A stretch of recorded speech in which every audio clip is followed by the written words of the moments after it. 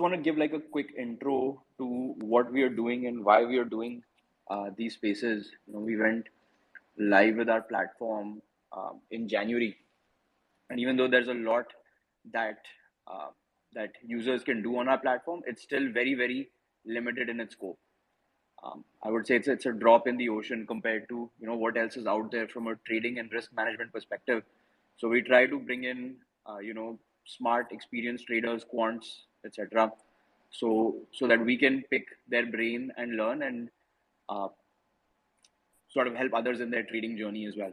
A lot of our users are beginners in option trading, and that's an artifact of I don't know why, but that's just something that we've noticed amongst our users. And they've just begun their option trading journey or their trading journey, and the idea for having spaces like these is for them to get a more complete, a more holistic picture of what the ocean actually looks like, and to also push them out of their comfort zone and echo chambers in this process.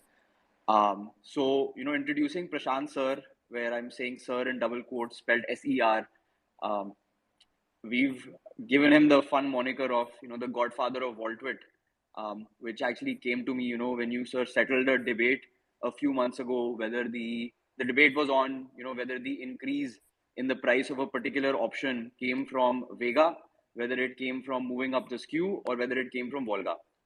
The correct answer was Volga, and it was an excellent learning and sort of a humbling experience for me as well, because I've traded a bit of options as an options market maker, but I'd never heard of the term Volga. The only second order derivative that I'd looked at in terms of Greeks was gamma. So that was super cool. And so welcome to the space, sir. You are, I guess we can start with your background a little bit. You're a PhD in chemical engineering. It'll be great if you could shed some light on your journey of how you went from academia to the industry, and then from the industry to actually beginning to trade. Absolutely. First of all, thanks a lot, Raghav, for having me on this spaces.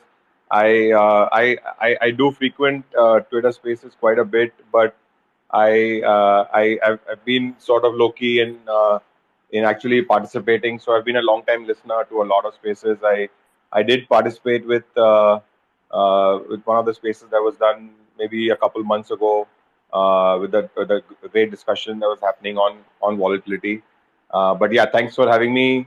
I'll just talk a little bit about briefly about myself. I did my PhD in chemical engineering in out of the US in the University of Illinois way back in the early 2000s, and my trading journey actually started a couple of years right around then. 1999, I landed in the US in the middle of the dot-com bubble, soon to become the dot-com bust, and I kind of got sucked into it with other grad students around me, essentially placing punts on stocks going up every day, and that's where I lost a couple months of my monthly stipend, and realized that wow, this is something that can really get you in the hole. So I took a back seat at that time and thought about how to get a little bit organized and so on.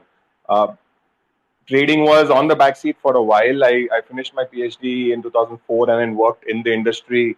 I got my PhD in material science, working with nanoparticles and all sorts of interesting stuff.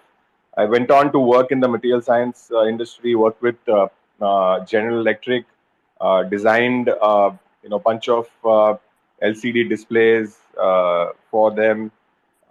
2008, 2009 is when I left and came back to India. I was working in India a little bit on in the tech area for myself, and eventually got into finance about 2013, 14, and by that time I was doing a lot of investments for myself over the last decade from then, building my portfolio, just through principles of asset allocation, doing some quantitative methods in, along momentum. There was a lot of literature coming out right around then. So I was building some momentum portfolios for myself and so on. And then I got into touch with my current partner, Alok. I see Alok is in the listener panel as well, and it'll be great if we can have him on speakers if he can join. Sure, Uh, that would be good. but 2017-18 is when I started getting more actively involved in building something quantitative for the Indian marketplace, along with Alok. And 18 is when we founded our company, which went on to then become QC Alpha, which in its current form is made up with four founders: Alok, myself, Tanmay, and Madhur. And currently, what we do is we build trading strategies, using quantitative methods for institutional clients. We have clients ranging from FPIs to several brokers, to some ultra HNIs as well. Uh, but our focus is on automation. Our focus is on uh, building, taking ourselves out of the equation. Uh, and I talk a little bit about that, through my Twitter feed and in a couple of other spaces as well. That I like to be redundant to the trading that strategy that I build, and it shouldn't depend on me being available on the market, for it to be run successfully. And yeah, so far the journey's been interesting. I don't know what the next year will have in store for us, but the last few years have been phenomenal. And so yeah, I think this is something that is close to my heart. Volatility trading, understanding how options are priced, and trying to get deeper into understanding that and understanding that better. And every day that I meet new people, there are so many folks here in the listener panel out here, which where I've learned a lot from. So every day is a learning journey. Yeah, it's fun. That's my background. So yeah. Awesome. Yeah, thanks for sharing that, sir. Just some sort of anecdotes around the dot-com bubble. I was obviously too young during that time to trade, but when I was working as an options market maker in New York, some of the guys who were partners in the firm where I was working, they had traded during the uh, essentially been market makers in options during the dot-com bubble, and whatever money you lost, the stipend that you lost punting, um, if you were punting options, you would have lost a lot of money to them on the bid-ask spread, because they used to remember this time as sort of the glory days, where every day Microsoft would just keep going up, and they would be quoting options with dollar-wide bid offer spreads and just collecting the spread. So it was good trading if you're a market maker. Probably not so good if you were on the other side. Um, Yeah, absolutely. Well, I lost my money on the way down, just sure. like pretty much everybody else trading at that time, right? But I Right. did lose a bunch of money buying S&P call options, leaps, 3 year out leaps. And this was, if I remember correctly, somewhere around 2002, 3. And I was buying, way out leaps, and I was losing money every day. And I just couldn't figure out what I was doing wrong. And that was me basically placing those call option buy punts and then losing there. Uh, but eventually, I understood that there's a lot more to this, and I spent a lot of time trying to get a better understanding of option pricing, and that journey is still going on. So did you buy the leaps after the crash or before the crash? Yeah, this was I memory serves me right, 2002, 3 odd around there. And Got it. market was recovering at that time, but I was still losing money, right? And because these were like 2 year out leaps and so on. But yeah, I probably also did pay a lot of bid ask to the firm that you were working with. But I think the losses were not really bid ask, but more around buying it at absolutely wrong levels of volatility. Fair enough. Fair enough. Um, this actually reminds me a little bit. When you mentioned leaps, upside leaps, and this was in the news. I think last year or the year before that, with GameStop in the US, right, where the guy with the Reddit handled deep blank value. Blank stands for a swear word here. So he bought a bunch of out of the money leaps in GameStop, anticipating, well, not really anticipating a short squeeze based on his initial, analysis, but that sort of spiraled into a cascade of everybody piling onto it and creating that short squeeze. So that was interesting. It's just something different on the leap side. Just back to your background now, right? You talked a little bit about momentum as well, initially starting off on the momentum side. And, I'd heard you, I'd heard your and Alok sir's space, I think it was last year. I forget who it was with, but it was around momentum and momentum in the Indian markets pertaining to stocks. Can you talk a little bit about that? I was actually trying to look for that space, the recording of that space, but I couldn't find it. But if you could just talk a little bit. And one thing that I came out with on that space was you saying that Indian markets have exhibited quantifiable momentum, and you can actually build trading strategies on that. So if you could just talk a little bit about that, that would be awesome. So momentum is one of the anomalies in the market that has shown to be effective across geographies, across time scales, across very large time scales, and across different asset classes as well. And there's just insane amount of literature out there on this across geographies. So that was a little bit of the basis of the work that I was doing with momentum, but I was trying to build it for the Indian markets with stocks on the NSE, and that's what we eventually ended up with. Both Alok and I have worked on this portfolio of stocks, and we try to keep it a large cap group of stocks where essentially we were doing this for ourselves primarily. We weren't doing it for anybody else, but our objective was to build a portfolio. Well, both of us are traders, right? So we've got portfolios that we use that for collateral, and we wanted to keep that portfolio of stocks that we're using as collateral as large cap stocks, and so that drove us towards building the momentum portfolio specifically for large caps. And then we realized that if we have to do any kind of size, in order to scale up to a large size, you can't really do this with small caps, because you try to put an order for a 5 crore transaction on some small cap, and you'll just move the market too much. So we wanted to build this where we can scale this to a large size, where a large institution can offer this portfolio for their clients and so on. And that's why we stuck with large caps. But the idea is just simple momentum, and it's something. There's just so much literature out there that it's just an anomaly in the marketplace, that and there are different reasons why what people have brought up why it works, but it just works. And it's not really about trading a particular stock with momentum, but it's around building a portfolio, having a process in place that identifies momentum and churns in and out of stocks that are losing and gaining momentum. So if you do that effectively, then over a large period of time or a long period of time, you will essentially generate alpha over the index.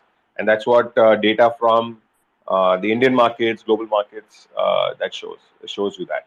So of course it goes through periods of underperformance, but over a long period of time, you end up outperforming the index. And yeah, so that's a little bit of the momentum. It's more around momentum investing, and not really identifying a condition of a momentum trading kind of framework. Awesome. So this is something that I actually don't have a lot of knowledge on or a lot of experience. And so, at some point, I think what I'm going to do is I'm going to read. I'm going to ask you for suggestions on the kind of literature I can read. I'm going to probably educate myself a bit more on that, and then maybe we'll do another spaces on that. Yeah, I think you need all the math you need is you've learned in the ninth grade, 9th or 10th grade for doing momentum investing. Okay, fair enough. I think I can do that. So awesome. Um, so I guess we'll pivot into options trading and specifically vol trading. Are they the same thing? Are they different? So I guess we can start by talking about maybe the anatomy of a vol trade using listed options. So if you can just tell us a little bit about when you would enter, like what are you looking at? So let's say we're taking a short vol trade. When do you take that trade? What does the signal look like? If you could quantify, that would be great. So before putting on a short vol trade, like what does that even mean? You could just run us through that, sir. Right. So a lot of people who trade options essentially trade it just like any other instrument that they would trade in the cash market. And a lot of traders come from that background. They come from a background where they have traded equity or they've traded futures, and then they get into trading options. One, because it offers you a lot more leverage. The government costs are lower, and so on and so forth. So they get into options trading with the mindset that they bring from the equity world or their understanding of the equity world. But there's a big difference. There is a big difference in the structure of that instrument that they are trading, and the biggest difference is that options behave not only like directionally like an equity instrument would behave, um, but options have a dependency of how the path that the underlying has taken in terms of how the price is changing. So it's in that sense there are similarities how the underlying would behave depending on what option you've selected, but there's a lot more going on under the hood which will dictate what the option price behaves like. So for example, if a stock moves from price A to price B, it doesn't matter how long it has taken for it to move, for it to do that. If you're long that stock, and eventually if not 2 days, 5 days, 20 days, 60 days later the price ends up higher than where you started out with, your PNL will be positive, right? It's everyone knows that. But when it comes to options, there's a lot more going on where you have the direction which determines your PNL. There's time, and then there's volatility. So the volatility of the underlying on which that option is based out of. So there are additional factors that determine the price of that option, and these are the other two pieces which a lot of new option traders miss out, and that is where the fun actually really starts. If you are able to understand where, irrespective of that directional move, where is the additional PNL going? If you're buying that option and you're losing money, and if you understand why you're losing that money, that places you in a lot better position to actually benefit from it, because you can then understand that, hey, okay, I should not be buying that option at that time.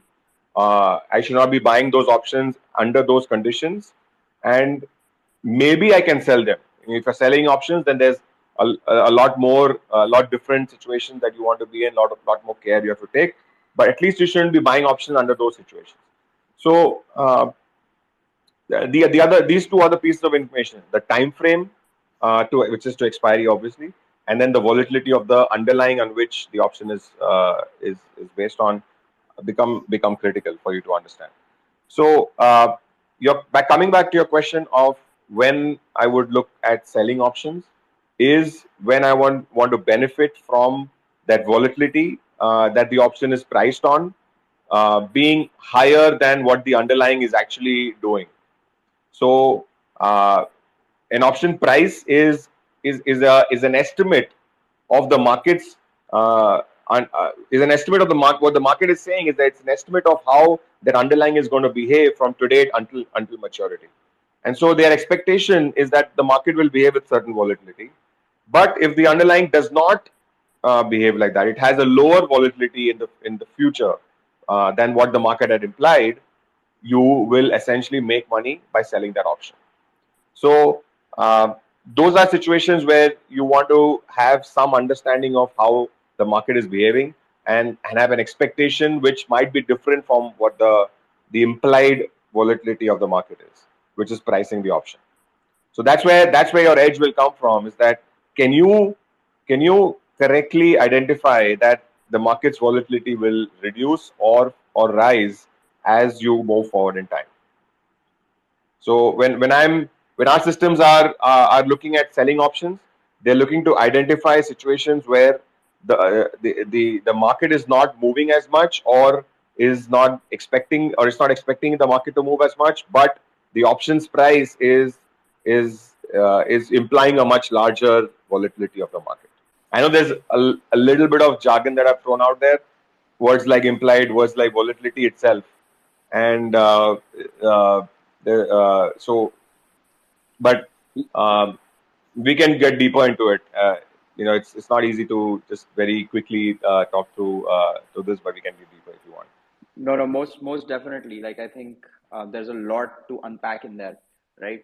So the first thing we probably want to try and understand is, you mentioned path dependency in the pricing of an option, right? So, and you gave the example of a stock, where if I'm buying a stock, I buy a stock at I buy a stock A at price 100, and at a particular time, and I sell it at some other particular time at 110.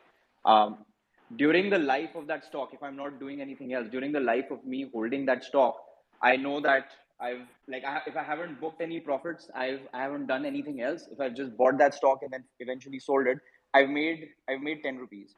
Now, just from an options point of view, if I do the same thing with an option, right? If I just hold an option for a certain period of time and then I sell it after a certain period of time, the only things that matter to me, if I'm just doing that, is my sort of buy price and my sell price, or my sell price and my buy price, right? So just playing sort of a bit of a devil's advocate here, I want to ask you, like, what do you mean by the path dependency of that option that leads to, like, what is the path dependency in this case?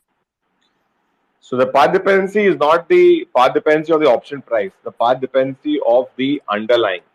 So say I buy a stock at 100, and within the next day that the stock moves from 100 to 105. It's a 5% jump, right? And then the day after it falls 4%. So these are moves that of that underlying, which will now start translating into the options price. How will a buyer of an option price that 100 rupee call versus another stock which starts at 100 but moves to 100.2 and then 100.3 and then 99.9? Over the next 10 days it has like 0.3% moves, versus another stock that has 4% moves, 5% moves every day, up or down, right? So whether you're a buyer of a call or a put, you're going to price that call or a put for the first stock much higher um, than for a call or a put that is not moving as much. Take the example of Reliance and Titan. They're both the similar price, 2500, 2600 sort of level. But what you'll see is that an ATM straddle or a ATM call option of Reliance is going to be priced much lower than an ATM call option of Titan. Why is that? Right? Why does that happen? The underlyings are the same price. The contract value anyway doesn't matter. But why would one call of one stock be priced differently than the other? It's because Titan is moving around much more than Reliance. So if Titan goes from 2500 to 2600, it's going to move around lot more in on its way to getting to 2600. So that determines what that call option or a put option is going to price. So this is the volatility portion of the options price, which gets embedded in that option price. Awesome, awesome. So the learning here is that the price of an option um, depends on the volatility, and a way of another way of talking about volatility is that uh, the path that the underlying the stock takes during the life of the option, that is another sort of, loosely speaking, that is what we call volatility. So then the next question is that the more volatile a particular stock, and you gave an excellent example of Titan and Reliance. So the more volatile a stock, um, how do I define this volatility, this like realized volatility, this path dependency, this difference in the path that a traditional path that a Reliance would take versus a Titan would take? How do I define this difference? How do I quantify this difference between the two? Superb question, right? That's and I love it that you asked it. Somebody else, Nimai, who was in the audience, he asked me to use Hindi to define volatility. But let's just say I'm looking at Google Translate. It's telling me volatility is asthirta. So how the underlying is changing? Yeah, in other words, in Hindi, ये stock कितना move कर रहा है या कितना हिल रहा है market के साथ, is essentially your volatility. So mathematically, the way you would do it is you take closing prices of the stock every day, uh, and then you'd look at what is the distribution of these closing prices or the returns that you get every day. So you calculate a daily return of the stock, which is just today's price minus yesterday's price divided by yesterday's price, right? And that's the arithmetic return. Or what we like to do a little better is to take the log returns. So you take natural log of today's price divided by yesterday's price. So you take these daily returns, whether it's log returns or arithmetic returns, and these daily returns, you plot a histogram of the distribution. And what you'll find is that a lot of stocks show distributions. If you plot the distribution of the underlying itself, the price itself, you'll see that it's not a normal distribution. It's mathematically it's more of a log normal distribution. But when you plot the distribution of the returns, the daily returns of price, you find that it looks a lot more normal than not. So yes, that's different from a normal distribution a little bit, but they behave like a normal distribution. And then the standard deviation of these daily returns is what we define as a crude estimate of the volatility of that stock. So you might do this for say the last 10 days or the last 20 days, and you get what is called the historical volatility of that stock. And so that's what people typically call HV10 or HV20 or so on. This is a measure of what has happened in the past. Of course, nobody knows what the future is going to bring. Nobody knows what tomorrow's move is going to be like, or the next 10 days move is going to be like. And that's where the money is made, right? Your estimate of what the next 10 days volatility will be is going to be different from mine. You might say that it's going to fall. I might say it's going to rise. So I'm going to buy an option, you're going to sell an option. And eventually who wins will be determined by the future, not and it's not written in stone that you will win or I will win. Uh, and nobody knows that, and that's what makes the market. That's why the market is functioning the way it is. That there are people who are buying these options and people who are selling the options. But the core is that volatility is a measure of moves of the underlying, and mathematically you can calculate it using daily close prices, and a crude estimate is the standard deviation of the daily returns. Right now, a lot of people have worked on different ways of doing this. Now, you might say that it doesn't really matter what the close price is, but the market is open for six hours in a day, so it's moving around within those 6 hours. So that there's paths that an underlying takes within the day as well. Why should I just look at closing prices? So yes, there are ways to estimate volatility using high, low, closing, open, different combination of all of these.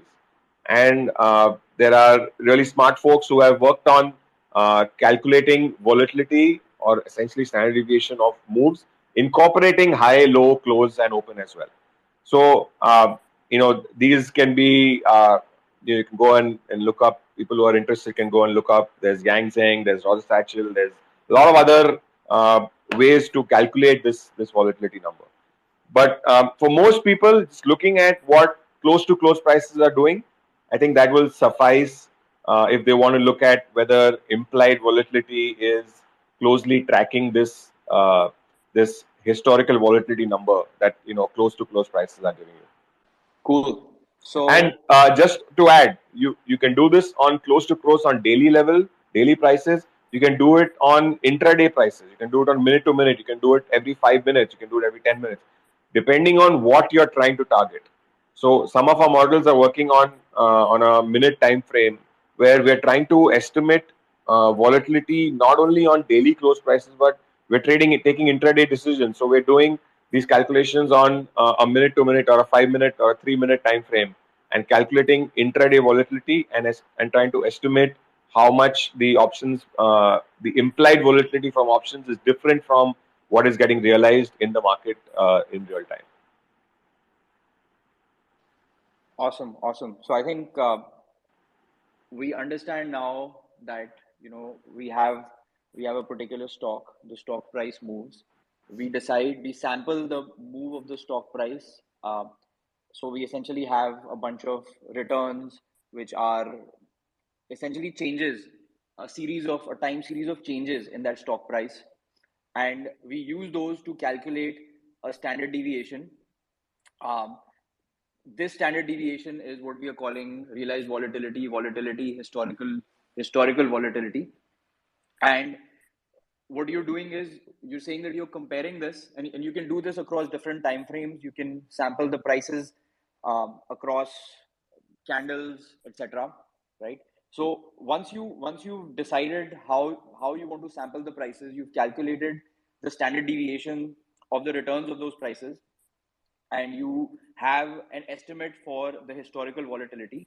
The next thing you said you look at is the implied volatility, which is sort of an input, or it's so volatility is an input in the most commonly used option pricing model, which is the Black-Scholes model, and we don't really know what that volatility is going to be over the life of the option, right? And that is, but we do see the prices.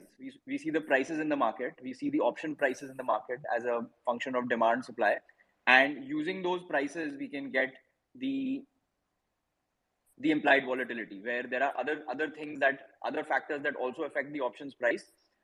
One of the factors is volatility. Since we don't know the volatility, we make an estimate for the other factors which are easier to estimate than volatility, and we get out an implied volatility. So now you have an IV. Correct me if I'm wrong, sir, over here. No, perfectly fine. See, the Black-Scholes model is so there are some assumptions that go into the Black-Scholes model, and normality is a core one. So it says that the underlying behaves in a normal with a normal distribution. The returns of the underlying are normally distributed, and then it says that I need in order for me to estimate the options price in a risk neutral manner, I need 5 inputs, and those 5 inputs are the stock price, the strike at which I want to estimate that option, the time to expiry, and the fourth one is the interest rates that are prevailing because there's leverage implied in the option, and then finally I need the volatility of the underlying, and so or the path that the underlying will take from today until that time to maturity, right? Now, out of these five variables, four of them are known to everybody. The stock price is out there on the screen for you. Time to maturity is known. It's a fixed number which reduces every day or every minute. Risk-free rates are known to you, and the strike is a constant. The strike is at which you want to find that you want to price that option. So essentially, the Black-Scholes equation is a way of transforming the option price into an implied volatility. That's all it is. It's transforming the option price to implied volatility. By saying that, I'm going to try and say that what is the implied volatility at which the option price that I get will be equal to what the actual traded price of that option is in the marketplace. And you keep iterating that and you get an implied volatility number. And this is the estimate of from that shows that what is the underlying going to behave like based on this option price for these conditions, right? So that's your markets. In other words, it's your market's estimation of the underlying of volatility for the future. That's what the market is trying to imply, and that's why the word implied volatility is used. Now there are people who've written, like how you have bid and ask on option price. There are trading terminals which will not trade on option price, but they'll have the bid and ask with quotes in IV, and so uh, institutions will trade with options with quoting and bidding in IV terms, not in option price terms, and and that's what their estimate of IV is. They might say that, okay, this the underlying is moving so and so, and so I'm going to bid at this IV for this option, and that essentially drives the option price towards what you'll see on your trading screen. Excellent, excellent. Thanks. Thanks for being a lot more rigorous than me in that, in the definition. So now, Yeah, one thing that I'm just hoping that by now you've not lost half your audience. If that's done, that if that's not you've not lost half your audience, then I think we're okay. no, not at all, sir, not at all. Plus, we're going to share this in an asynchronous manner through YouTube, etc. as well. And what we've seen a lot more traction in those. If somebody is not available for the space real time, they at least get to spend time going through these in a much more detailed manner with the benefit of having pause, play, rewind, etc. Um, so one thing I wanted to sort of talk about in this context is, when we initially talked about uh, realized historical volatility, you mentioned that collating the daily returns and plotting a histogram, it looks more normal, but is not uh, it's not exactly normal, right? And when you talked about the Black-Scholes model, you talked about normality as an assumption. Um, so how does that factor in, where daily returns look normal, but they are not normal, and we're using the Black-Scholes model to get out an implied volatility, where there is a very strong assumption of normality. So what is the reconciliation here, sir? Um, well, there is no. I don't know if I got your question correctly, but my understanding of the question is that so there is no reconciliation. What the way the non-normality will show up is that when you have strikes that are uh, further away from the underlying, which as you go further out, you'll see that people will pay more for those options because of a moment of the distribution called skew, and hence you'll see that IVs that are backed out from the option pricing for strikes that are away from where the underlying is, those IVs will tend to be higher than at the money IVs, and this is a manifestation of the skew in the underlying, or the skew in the marketplace. So because an underlying doesn't behave in a the distributions don't show normality. Uh, there are four. See, essentially in a distribution there are four moments that will describe your distribution. One is your mean. One is your standard deviation. The third one, which is skew. So this is how is your distribution skewed about the mean. As you go to the left side of the mean and to the right side of the mean, how many observations do you have? Right. So that's a description of the distribution. And then the fourth one is kurtosis. Now, this skew, the underlying becomes more and more skewed, whether it is left skewed or right skewed or whatever, and as it has more and more kurtosis. Kurtosis is a measure of how fat-tailed your distribution is. How many observations do you see that are very far from the mean? How many instances in the past have you seen? And kurtosis measures that, is a measure of that. As you see more and higher levels of kurtosis, So normal distribution has a kurtosis of 3. As you see, kurtosis levels of 15, 20, 30. If you look at Nifty, it has a kurtosis of 18. On different time frames, it might have kurtosis of 21 and so on. So as you see higher levels of kurtosis, you will see that this starts getting reflected in the options price. As you're going further away from at the money, you'll have larger levels of IV for far OTM options, and that's how it gets reflected. But when you're calculating, when you're using the Black-Scholes, it's assuming that this is a normal distribution. You're so and so distance away from the underlying, and so this would be the IV, and the IV that you calculate. Awesome. So in a way, the IV becomes sort of a proxy in the as we move far away from at the money. The IV becomes sort of a proxy for these two. That's why you have a larger levels of IV for those further out options. Fair enough. Fair enough. And that's coming from because there is kurtosis. That's why you'll have people who are going to they are going to estimate that this underlying will move 10% away.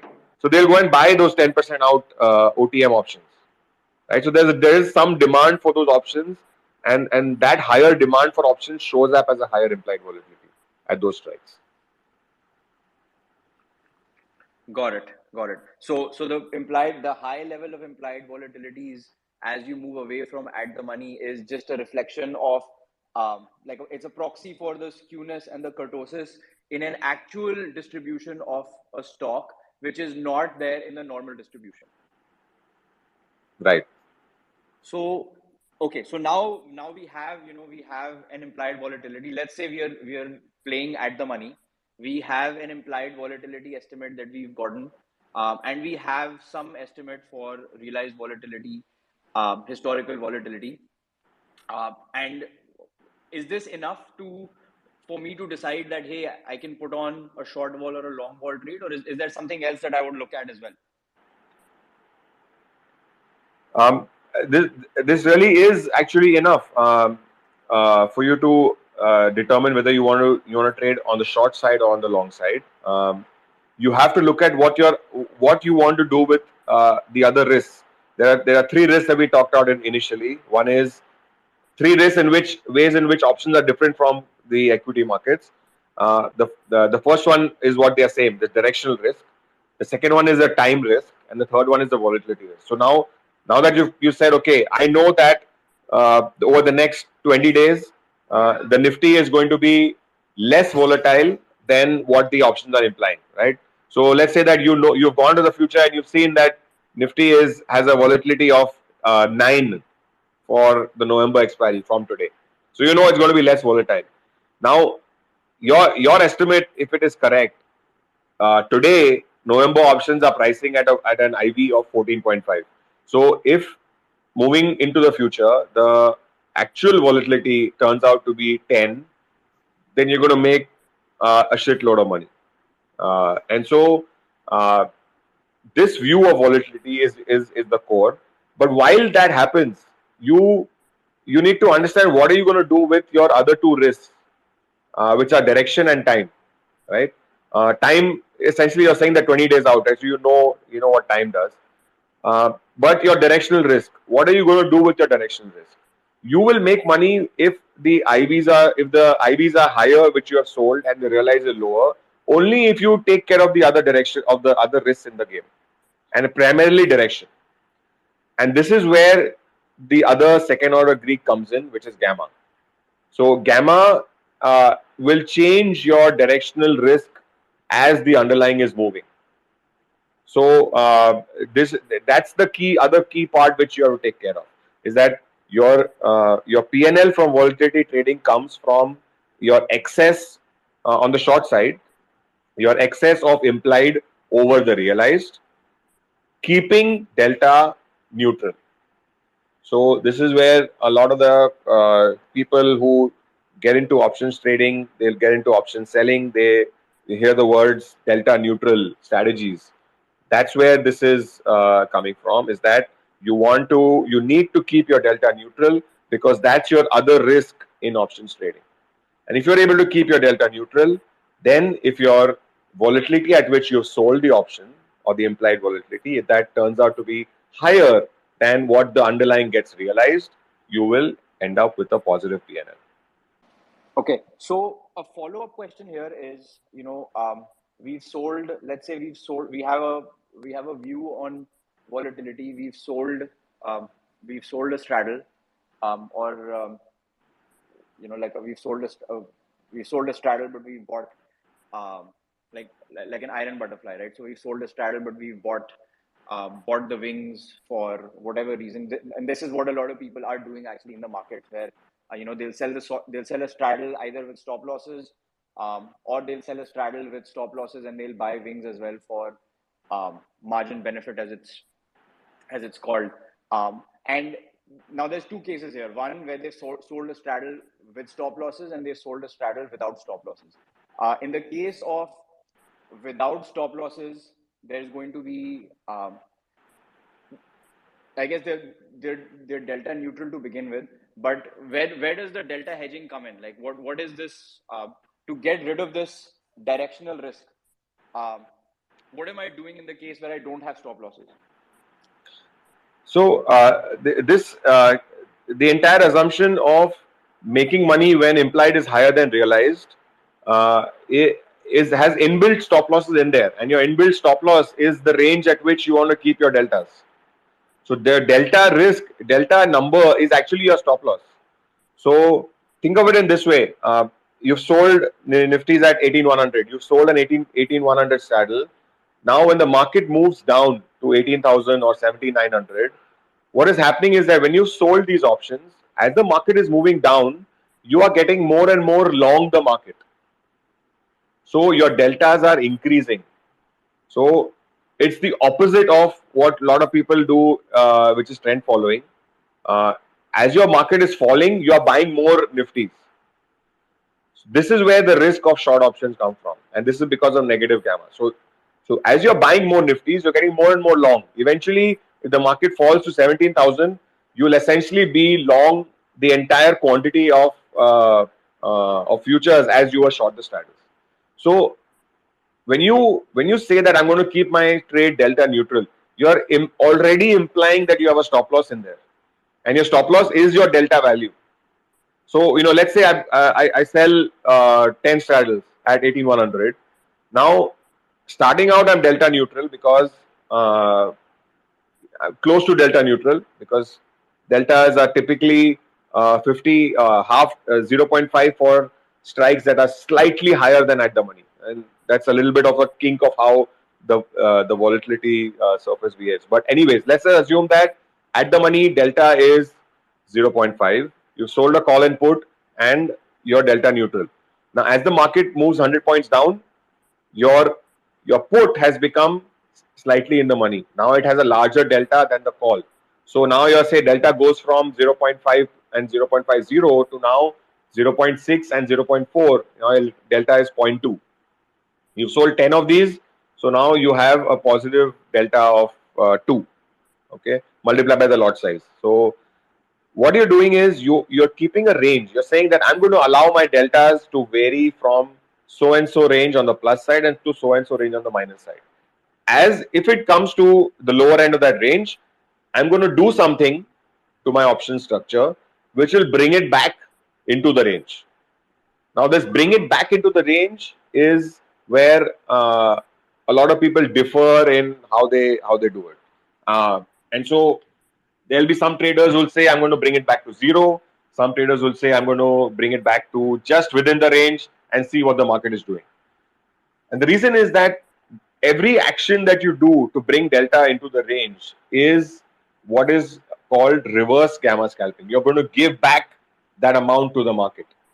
Because think about it, as the market is falling, you're buying into that market, and now to make your deltas are becoming long. So now to make this delta neutral, you have to sell stock or sell a future or sell some deltas, right? So you started with a delta 0. Now your delta is plus 100. What are you going to do? You have to sell 2 futures to make it 0 again. I'm talking about Nifty, right? So you sell 2 futures. Now your delta is 0. Now the market reverses back 100 points.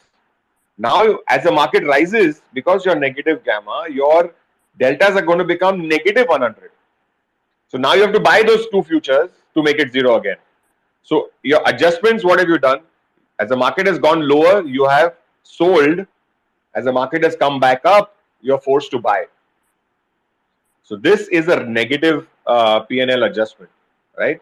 Now you have to keep doing all of these if you're short options, and the sum of all of these negative adjustments, they will end up your overall P&L, and at the end of the expiry, if your options you close them out, when you tally all this P&L, your adjustments P&L plus your options P&L, all of this will be positive if your implied that you sold at was higher than what it gets realized, and that is the P&L from volatility. Awesome, awesome. So now the next question here comes. So the realized P&L in this case is quite dependent on how you're hedging. When are you hedging? What is your like you mentioned, your delta? You can use your delta as sort of a stop loss. And if you're thinking of your delta as proxy for a stop loss, and if you are constantly adjusting your delta to bring it back to neutral or bring it back to that particular range that you talked about,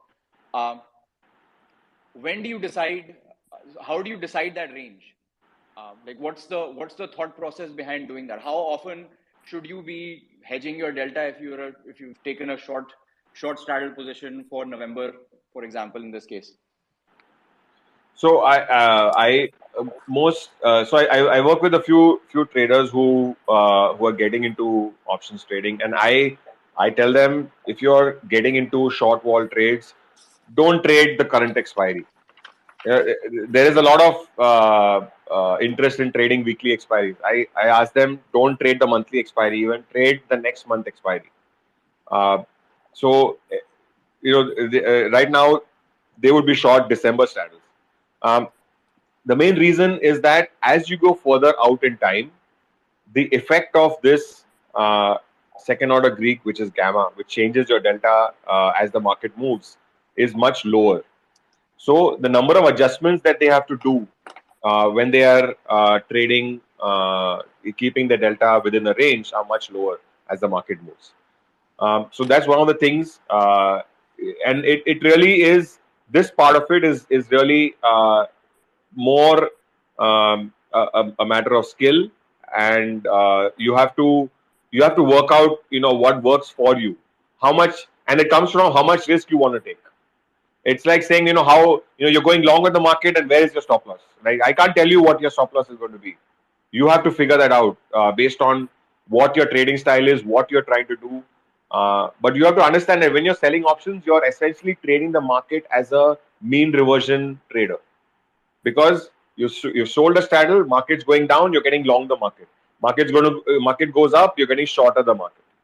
So you're a mean reversion trader. And so mean reversion trader means what? That you essentially, as it goes against you, the trade gets better for you. So you want to make few adjustments as possible, in very crude terms. So I would say, if you're trading monthly straddles and on the short side, look at what's happening in the market, what drives market moves. So you'll find that there are essentially three times in our markets that drive market moves. One is your open, obviously, because there's a lot of information that comes from overnight markets. So the open has a lot of moves, and the second one obviously is the close, because a lot of institutions, a lot of traders are taking positions and closing out their positions, so that drives market flows, and that creates movement in the market towards the close. And then there's a second portion in the day, which is probably European Open, and this is debatable how much of an effect it has on our markets, but it probably has some effect in terms of driving flows. So essentially, if you are making adjustments in these three times of the day, and you're keeping your other risks of gamma lower compared to, and not trading weekly expiries and so on, then looking at your deltas at these three times, I feel, is sufficient. If if you're patient with yourself, and because you don't want to make adjustments with every small move in the market, because all of those adjustments are negative P&L adjustments.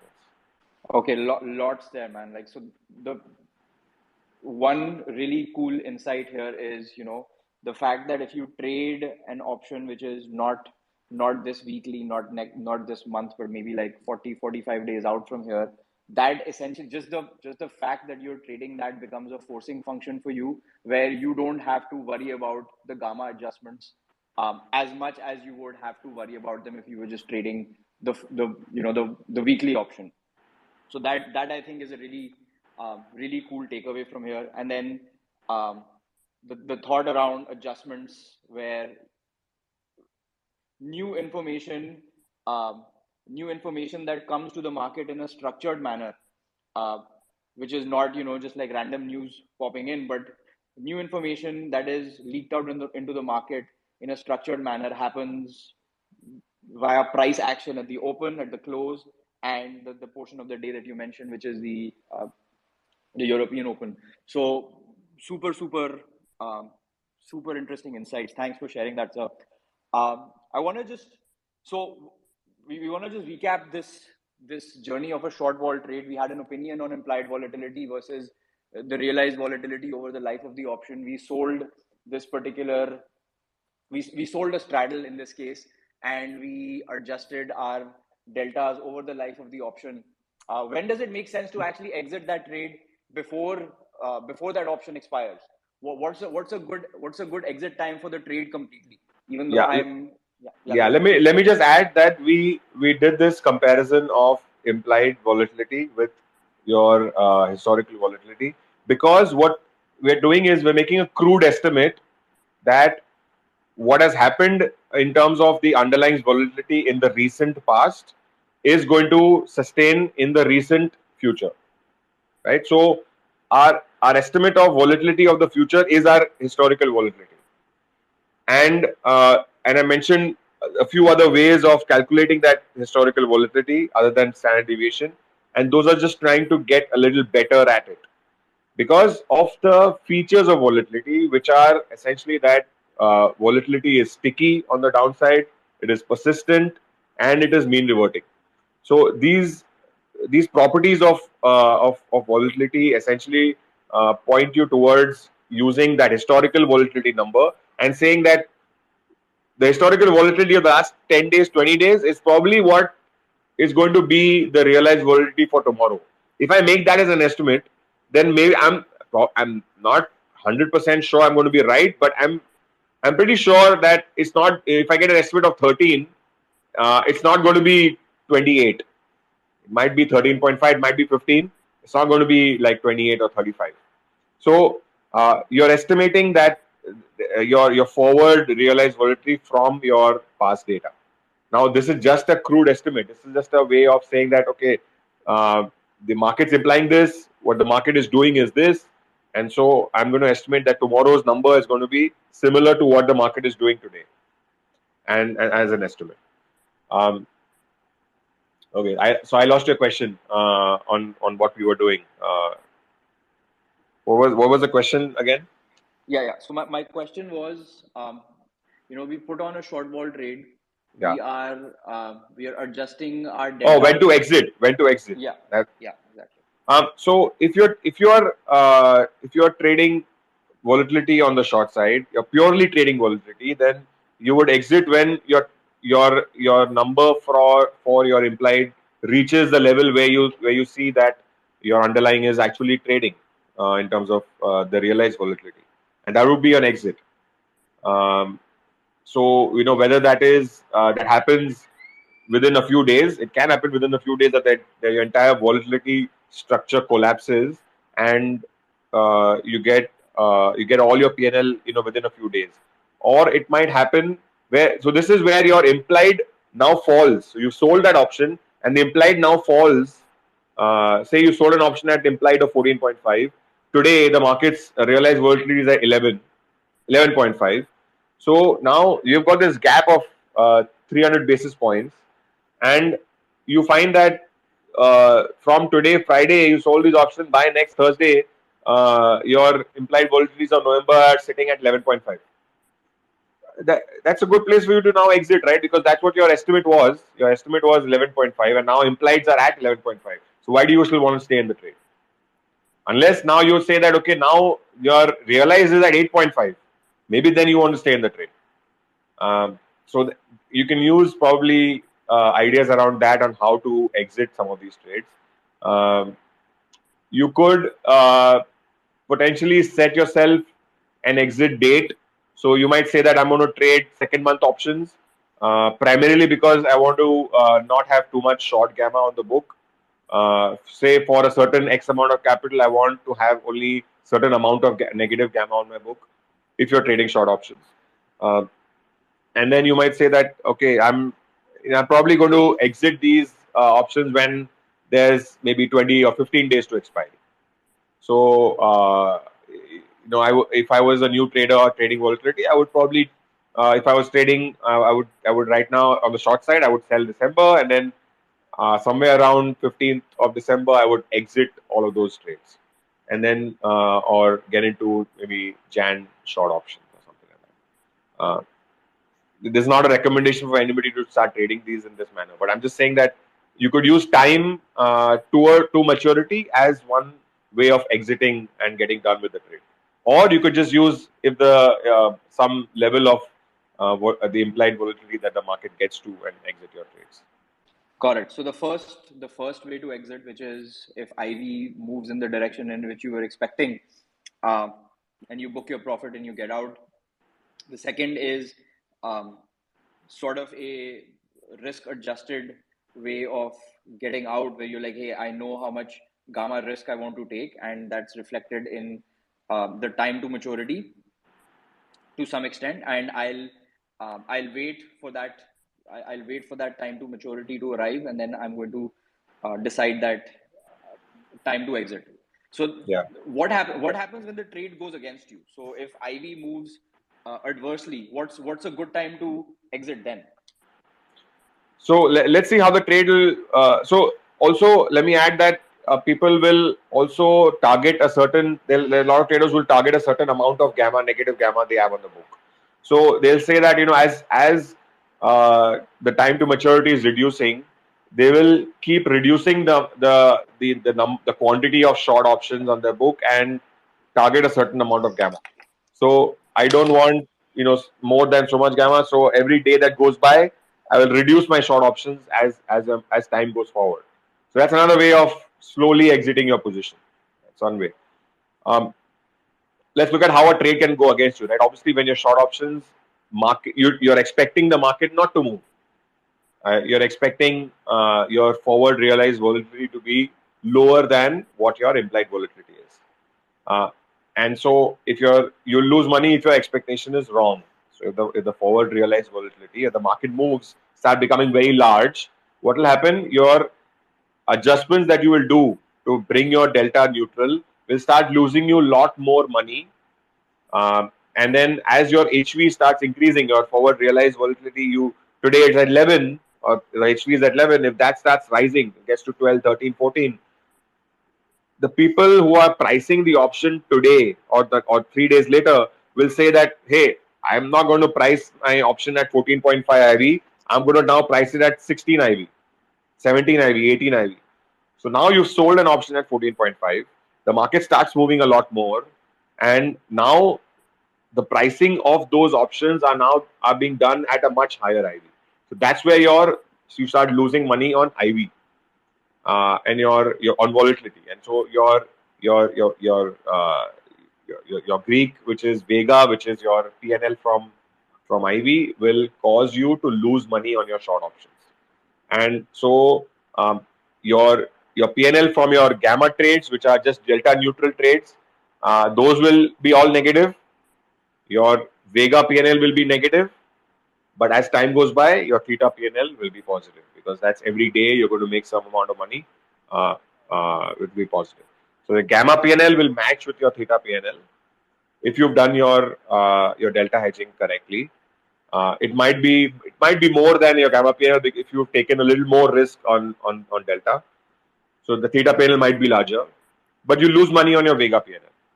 and it's okay to lose money out there because you were wrong in your trade, right? So you can't say that I'm going to make money whether I'm right or wrong.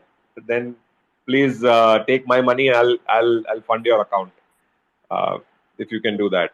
But yeah, so you lose money when you're wrong on the direction of what of how the market is perceiving the future realized volatility. Awesome, awesome. So this anatomy of a short vol trade. I hope I've covered all pieces here. If I haven't, I know there's a lot of smart guys who are listening. Um, Please feel free to raise your hand, and then we'll make you we'll make you a speaker, and you can help me fill in the blanks there. But I think thanks a lot, sir, for that excellent rundown of what a short vol trade actually looks like. Now, this is one thing that just segueing into one thing that you had mentioned on Twitter a few weeks ago, or I think it was a few months ago actually, where in indices, people in India right now who are trading talk a lot about earning the theta decay. Okay, selling straddles, I'm selling straddles, I'm selling strangles, and um, it's a high probability, it's a high probability win rate I have, and I'm earning theta decay. So theta, I'm always going to be earning theta, which is correct. But you said that theta decay is not an edge. So my question is, sir, why do you think why do why do people think that theta decay is an edge, and what's the reason according to you why it's not an edge? So an option price, like I said, has three components, right? Direction, time, and volatility. And so translating that to what the value of an option is, it's got an intrinsic value, which is just how far your strike of that option is from the underlying, which is the intrinsic value of an in the money option. All OTM options have zero intrinsic value. And then the other portion is extrinsic value. So the extrinsic value is all the value in that option, which is not your intrinsic value. It's not rocket science. So option price is equal to extrinsic value plus intrinsic value. Intrinsic is all the amount that is the distance from the strike to the underlying. Everything else is extrinsic. So a call option and a put option is have equal extrinsic value. That is all your value that is not intrinsic. Now, as time goes by, this extrinsic value falls, and so it falls with time, and it falls with also demand for that option. And the demand for that option is your volatility. Is comes from your third volatility component of the price of the option. So time decay is known to everybody. It's just a number which every day that option is going to fall by. It's known to everybody. So if something is known to everybody, that's not an edge. And if you're buying an option, all you have to do is to effectively scalp all the decay, all the delta that you get from gamma, and that will be equal to your theta decay. So like we said in our short straddle example, we want to try and adjust our deltas with uh, giving us some room, giving us some range. Why? Because we don't want to do too many of those. Why? Because each of those is negative PNL. As the market falls, your deltas are becoming larger, so you have to sell. And the market goes back, your deltas are becoming positive, so are becoming negative, so you have to buy. So this is a negative PNL adjustment. Think about the opposite guy, the guy who has bought that straddle. The guy who's bought that straddle, when the market falls, he is becoming negative. So he's gaining PNL from that. And now if he does the delta adjustment of bringing it to zero, he's going to buy when the market is lower, and the market goes up, his delta is going to become positive. So he's going to sell when the market's higher. What does that do? Buying low, selling high. That is a positive gamma adjustment. So his adjustment is a positive gamma adjustment. This positive gamma PNL is equal to theta decay. So if you do this effectively, if you do this correctly as the market moves up and down, you can simply get the theta decay from your gamma trades.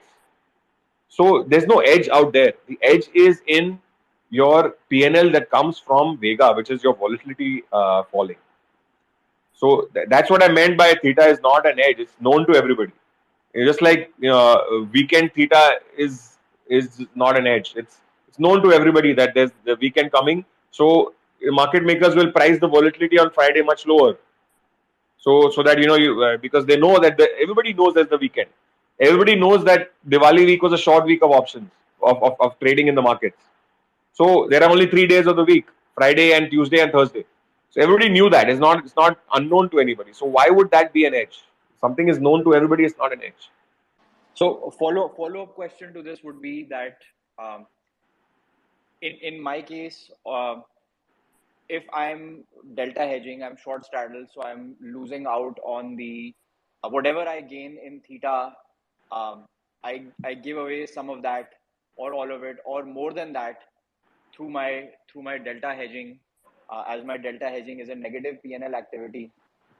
Um, if the stock moves uh, more than what my what the implied volatility which led to the theta number, if the stock moves more than that, then I'm actually losing more, right?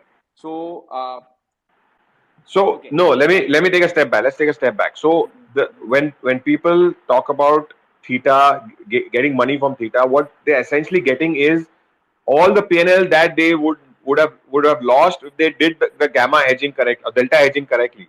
So they typically don't do as much delta hedging. They let the deltas drift, and the market reverses back, and they get that PNL. But if they would have done the delta hedging correctly, they would have got none of that theta decay. That all that negative gamma PNL would be equal to the theta decay, and they would be at zero PNL. Any PNL they would have made is from the difference in IV and the realized volatility.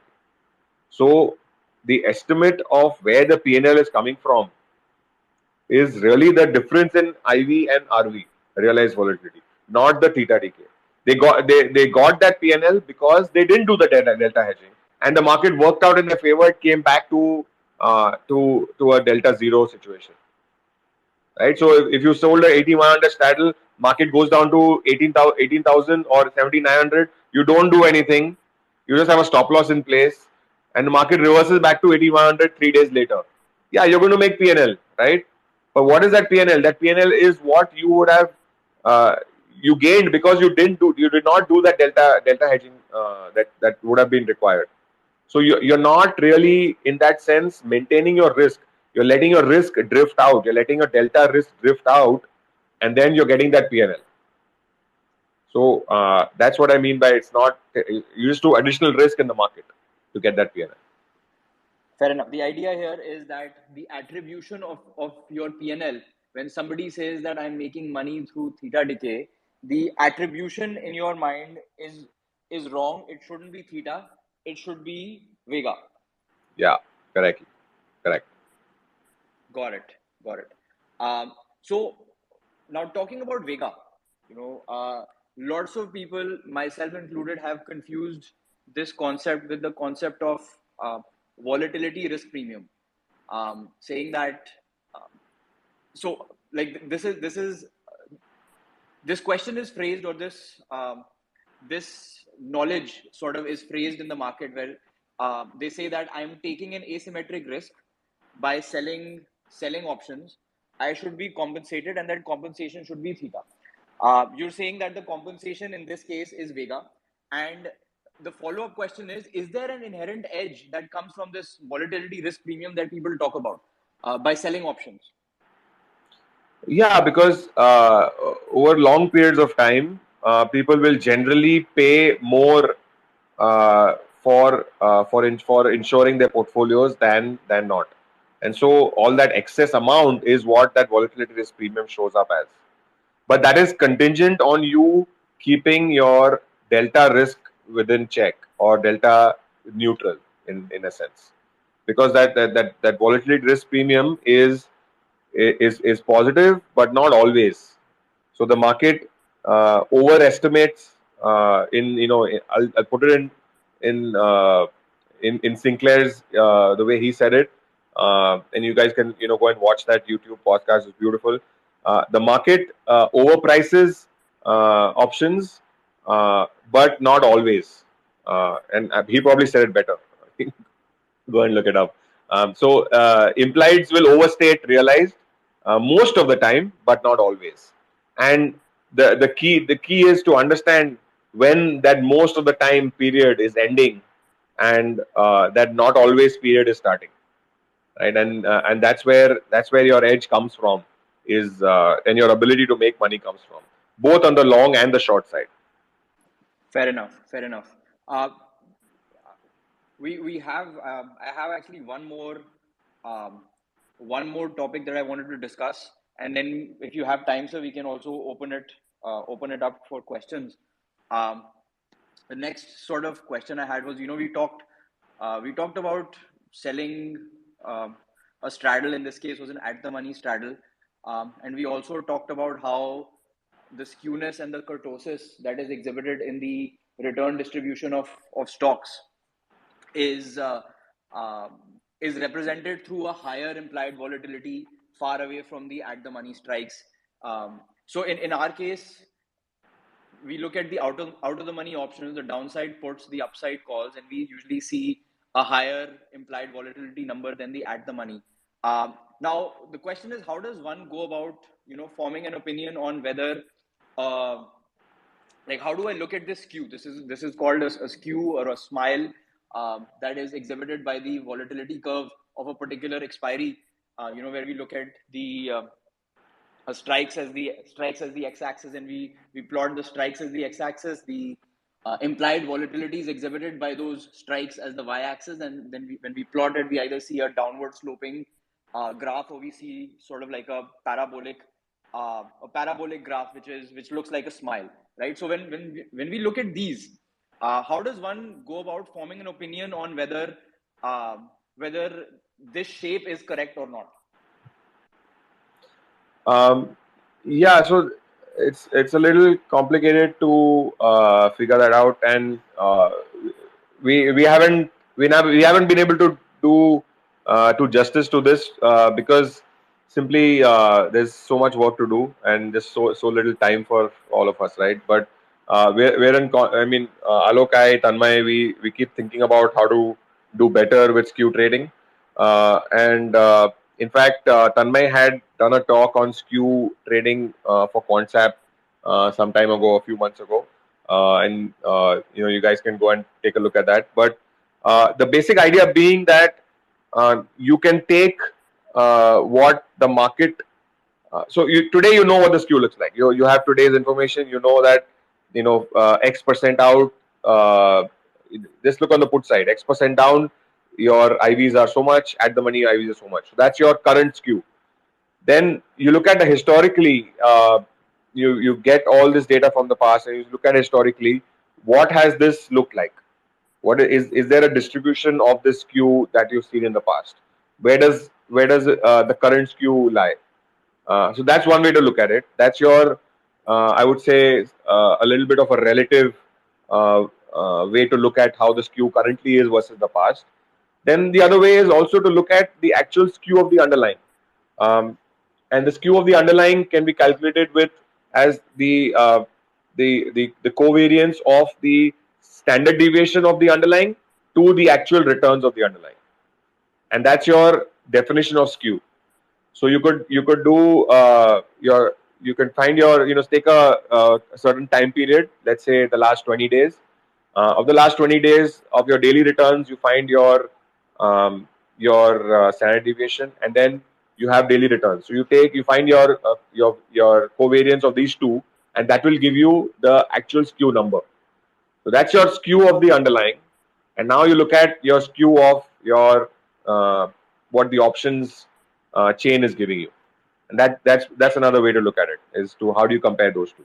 So two different ways. One is an absolute comparison, and one is a relative comparison across the historical number. And then you could maybe make an estimate of how to trade that skew. This might be a little more advanced for Yeah, a yeah. lot of people listening, but I'm sure there are folks in the audience who might come up with some ideas on this. And Yeah. yeah, this is again something that we don't do currently too much, but we're in the process of doing it. No, awesome. This was just, I think this was more just a personal question that I had to get I wanted to get your opinion on, which is cool. So actually, sorry, I misspoke last time. Now this is the last question that I have before we open it to everybody, and it's sort of something which was an interesting learning experience for me when I got out of. When I essentially started looking at the Indian markets and I started observing what retail traders were doing here. And this is something that you also spoke about, where um, a lot of people are approaching the options markets as they would approach the stock market or the future market, where they're ignoring vol and they're just looking at the price action of an option. They're looking at the price action, they're looking at technical indicators, using them on option prices and even on option spreads. And just wanted to get your opinion on that. There is a lot of activity around this kind of trading in the Indian markets, and it was something that was quite new to me. What is your opinion on this, sir? I was having a little bit of this discussion on the option premium itself this evening with somebody, and what I understand is that looking at option premium as a variable to trade, for me it makes no sense. I don't when I would place an order, I don't care what that option premium value is. It's not a measure of risk to me. In other words, if I am, say, buying a nifty call which is 300 rupees, I don't look at that 300 rupees in any meaningful way. What matters to me is that what strike of that option am I buying, how far it is from the underlying. Is it an in the money option? Is it an OTM option? Is it an at the money option? What is the delta of that option? How much risk do I have in a directional manner? Uh, if the option is expiring in March and it is 300 rupees, it's probably an OTM option.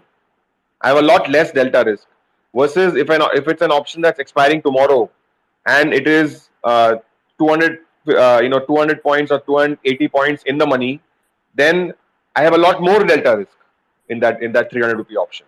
So my position size of the market that I'm taking in the market, if I'm buying that option, is a lot larger if that 300 rupees is spent on an option which is expiring tomorrow or expiring today versus that 300 rupees if an option is expiring 2 months from now. So my exposure to the market is a lot different. So that 300 rupees has no meaning. What matters is what is the delta in the of that option. How much exposure am I getting to the market by buying that option? So that's one thing. And then of course, people look into trading options from the perspective of equity trades, and that's fine. You might sell a straddle and you might put a stop loss on your trade, and you might be able to get a system that has some positive expectancy. But it's also important to understand where that PNL is coming from. If you look at things like intraday straddles that people look at, selling a straddle in the morning, putting stop losses on both the straddle price or single leg price, and then letting it trade through the day. Essentially, you're doing a trade which is similar to an ORB trade. You could replicate the exact same thing by just trading the future. You don't have to trade the option. You at open, you set a range. The market goes beyond that range, you go long the future. The market goes below a certain range, you go short the future. That's what your trade is. You've sold a straddle, and then as the market is breaking through, you're making a directional bet. So it's got nothing to do with whether you've traded that through options or you not traded it through options. So that's what my view is on this. I mean, there's nothing else. You can trade however the hell you want. If you make money, then good. I mean, that's good enough, boss.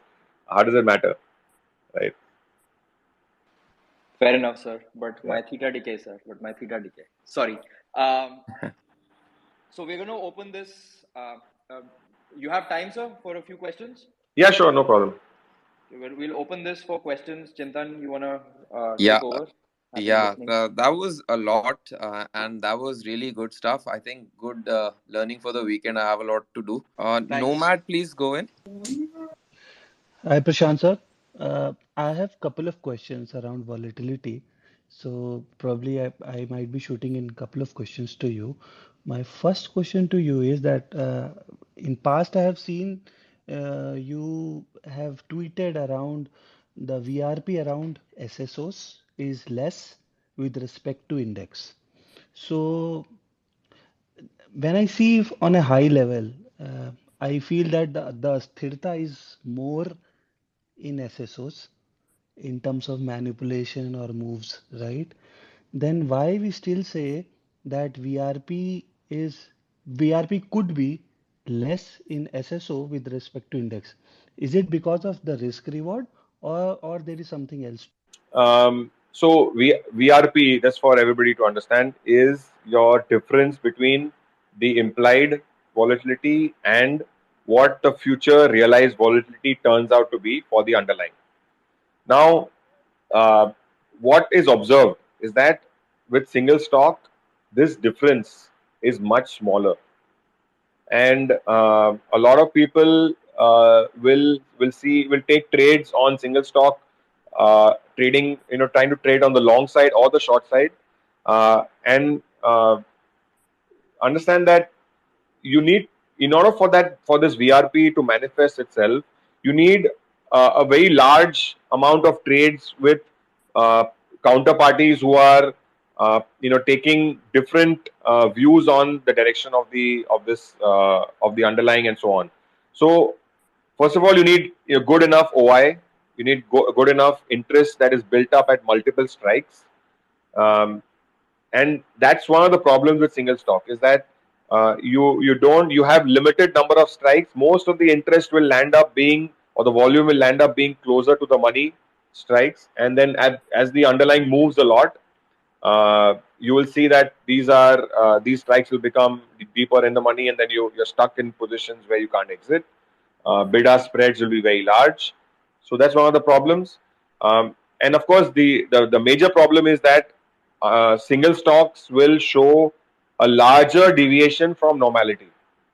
So what I mean by that is that they have larger kurtosis values.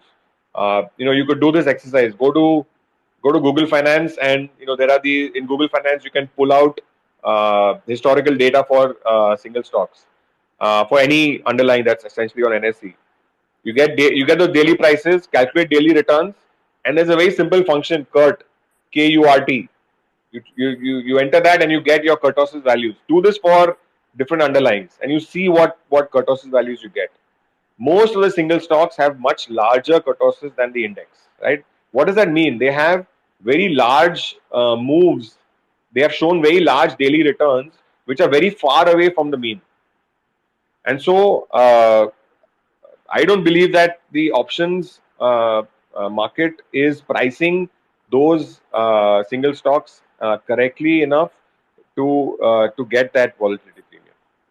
Uh, Understood. Understood. right? That's what I Understood. mean by single stocks might not have the VRP that people think that they Okay. have.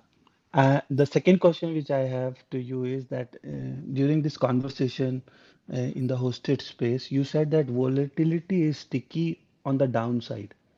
So, uh, shall I interpret it like that, that when volatility tends to go down, it remains down for a prolonged period, but however, when volatility goes up, probably that's not the case. Uh, yeah, so I said that volatility is sticky on the downside. Volatility is persistent. So sticky on the downside is that as the market relaxes, the market moves get more and more relaxed, because either market flows are reducing, or the interest in trading the markets is going down, or volumes are reducing, and or so forth. Whatever is causing it, that could cause a reduction in the range of daily moves or the daily returns, and that's a reduction in volatility of the market, right? So, And so so that's that. And then as the market moves increases, a Mhm. lot of factors come into play. A lot of people get more active. They will start taking directional trades in the direction, against the direction. A lot more activity starts, and so because of that, your volatility tends to increase as much more than when it starts increasing, right? So Right. that's what I mean by persistence. Okay. So as long as it's like if there is not a big move as an indicator, right? So I think it's a conducive space to be a wall short seller to be into because he will see a sticky wall wherein wall will not move much, right? Or I'm Yeah, I understanding it mean, incorrectly. see, well, it depends on what your estimate of the future realized volatility is going to be. If you look at the last 15 years, Nifty's mean uh, uh, volatility is somewhere around 19, 18 to 19, right? Yes, And yes, so, if you believe that, you will see that in the future, you could essentially stay long wall as long as you can take those MTM losses that, when the wall falls to 10, 11, 9, 8, you take the MTM losses from wall that you believe that it'll get to 19, then yes, you could make a good chunk of change with that. Um, understood. as long as you're able to keep that other risk, the other two risks, right? When you're long wall, delta is not much of a risk because you're essentially going to be long gamma. Theta is your risk. Every day you're going to pay. It's going to your options are going to decay a certain amount. That's your theta risk. So and we talked about it. We talked about how your gamma is corresponding to your theta risk. So if you are able to do enough gamma scalps to cover your theta decay, then you are essentially playing long wall. And so now you have a situation where with quite low amounts of capital, you can have exposure to long volatility for that for that for that eventual rise. And it's a lot more patient game in a sense, wall trading needs a lot of patience. So I think this is being long wall is probably you probably need a lot more patience as well. Anandji, you can go next. Hello, can I audible? Hello. All right, Anandji, could you just mute yourself? Yeah, Okay, okay. yeah, you'll go next. मैं प्रवीण गुप्ता बोल रहा हूँ। ये मतलब option chains और ये theta और gamma को थोड़ा सा और समझने के लिए मुझको कुछ हिंदी का कंटेंट मिल जाएगा क्या? मतलब बहुत ज़्यादा थ्रू आउट इंग्लिश में अपने को समझ नहीं आता, हिंदी मीडियम का हूँ मैं, तो इन चीज़ों को ऑप्शन वगैरह को समझने के लिए और थीटा और गामा को कैसे प्ले करते हैं, मतलब मैं सुन रहा था इस पे, कुछ कुछ चीज़ें समझ में आई लेकिन थोड़ा सा कहीं कहीं कंफ्यूजन। जरूर प्रवीण जी, आप अगर जीरोधा के वार्सिटी पे अगर जाएंगे तो वहां पर आपको सिंपल टर्म्स में काफी कुछ अच्छे एक्सप्लेनेशन हैं जो आपको शायद मिल जाए। आपने आपने देखा होगा उनकी वार्सिटी का जो वेबसाइट है।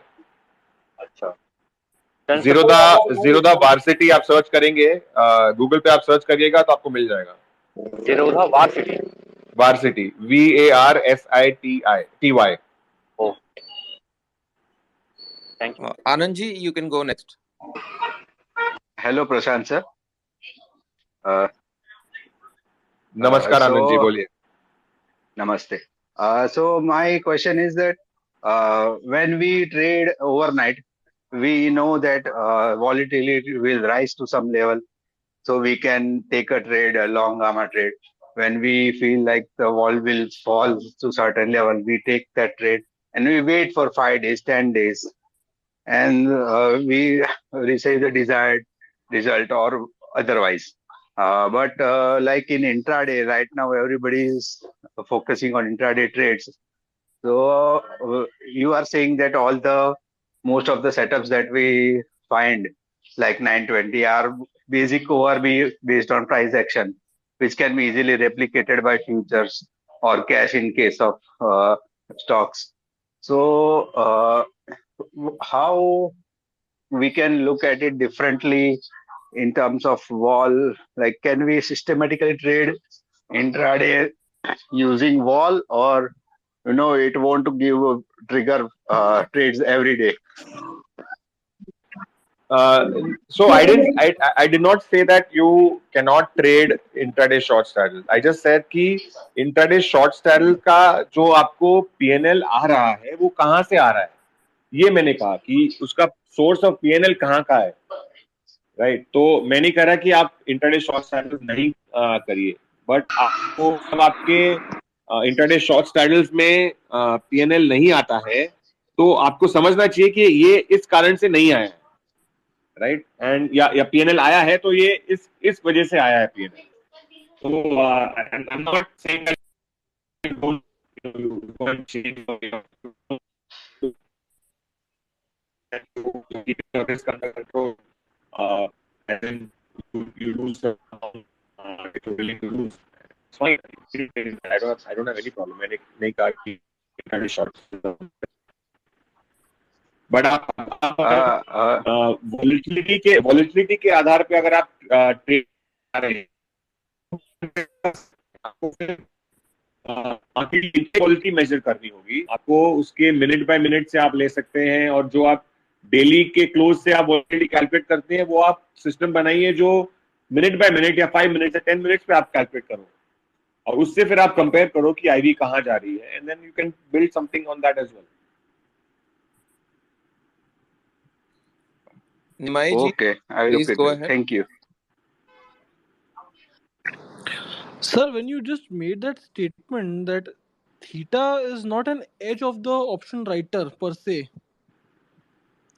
like in our wall dispersion strategies, if we are going 5 or 6% away in stocks as well as on the index, the primary motive behind it is only two: number one, wall short; the number two, theta short, like making money from the theta. So how does it not add on to the edge? So we talked about what is the theta PNL. Theta PNL is the same as the reverse PNL you give away if you keep it risk zero, you keep the delta neutral. So in other words, whatever the theta decay is, you could very well replicate it with long options. Only the theta decay. And you probably do it with much less capital. Or you could do it with just shares of the underlying, or you could do it with just the futures. What do you have to do? You set up a long straddle and you scalp now. आप scalp मत बिठाओ ना, आप delta आप उसका scalping करो, आप मिल जाएगा, right? So that's what I mean by theta is not an edge. Like October. No.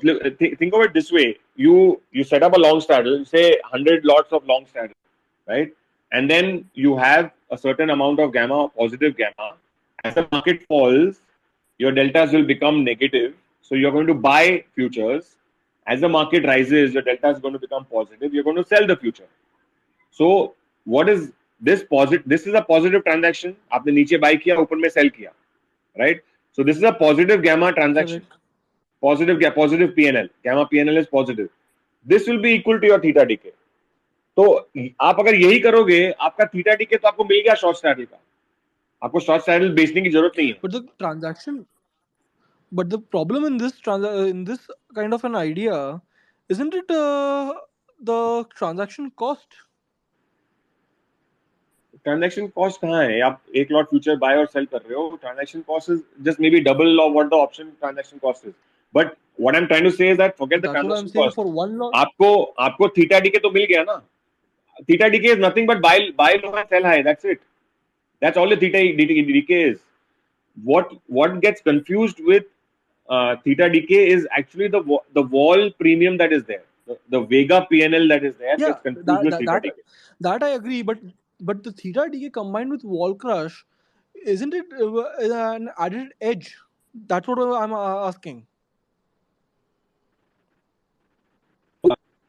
No, it's not an edge because I just explained to you that how you can just get a theta by strategy. So then how does it remain an edge of selling options, right?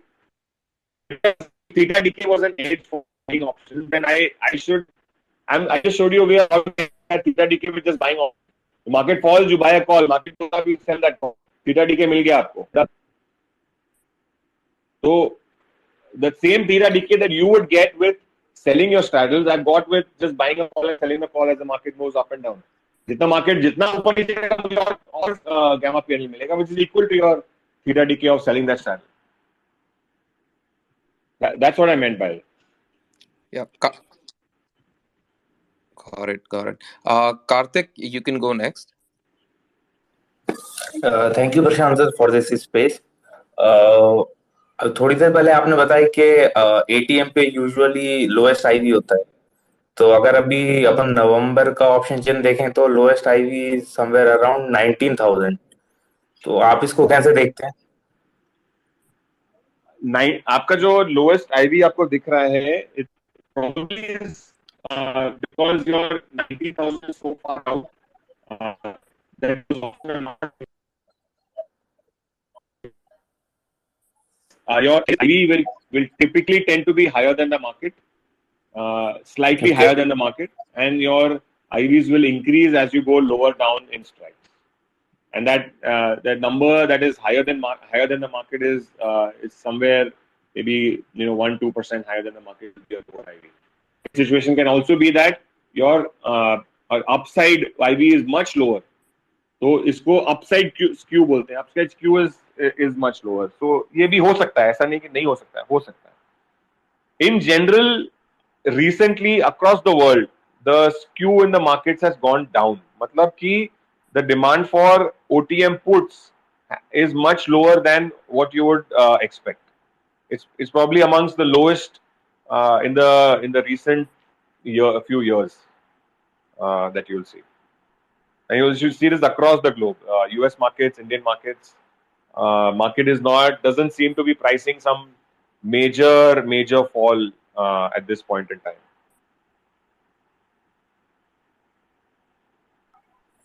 So can we consider it as just not so much of downfall from here? But when the market is not pricing something is when the most people will get hurt when it actually happens, right? So you ought to be careful what you do. Vivek, you can go next.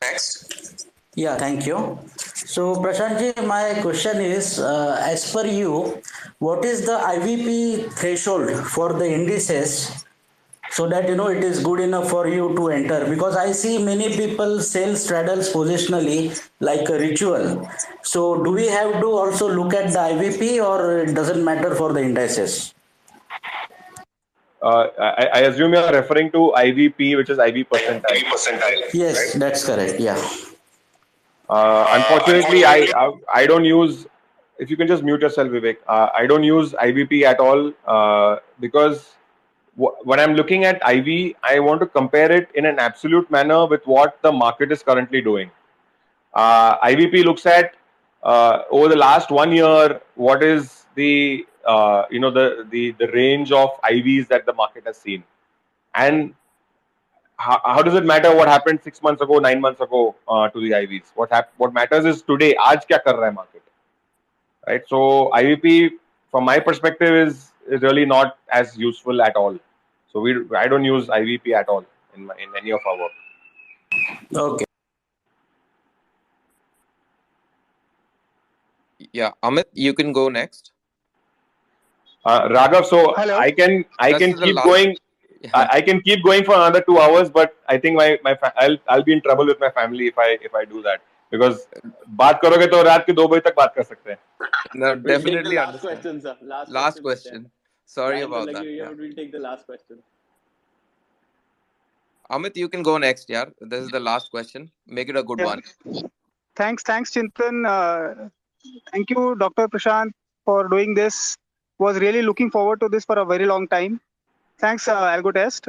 My question is very simple. As a non-directional player, in terms of low IV, is a calendar spread better or a long straddle better?